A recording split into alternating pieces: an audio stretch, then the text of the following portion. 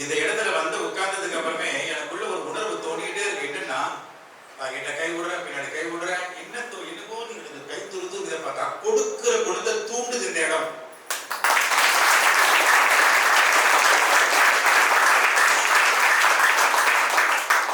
கொடுக்கிற குணத்தை தூண்டுது.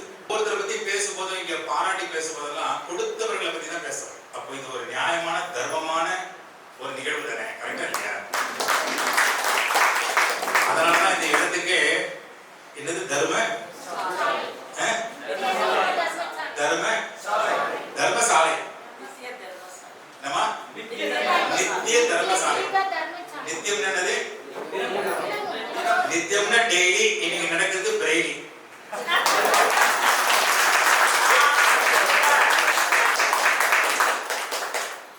அது தெரிஞ்சோ தெரியாமல் அவருக்கு பேர் வச்சிட்டாங்க பிரெய்லின்னு. ஆனா அது பிரெயின் சம்பந்தப்பட்ட ஒரு கல்வியா இருக்கிறதுனால உண்மையிலேயே அது பிரெய்லி தான் கரெக்டான பேர் தான் வச்சிருக்காங்க. கரெக்டா இல்லையாப்பா? சோ ஒரு நல்ல நண்பன் 100 புத்தகத்திற்கு சமம். ஒரு நல்ல புத்தகம் 100 நண்பர்களுக்கு சமம். அதான் கலாம் அழகா வைக்கிறாரு. ஒரு நல்ல புத்தகம் 100 நண்பர்களுக்கு சமம்னா ஒரு நல்ல நண்பன் ஒரு நூலகத்திற்கே சமம்ங்கிறார். ஒரு பெஸ்ட் ஃப்ரெண்ட்.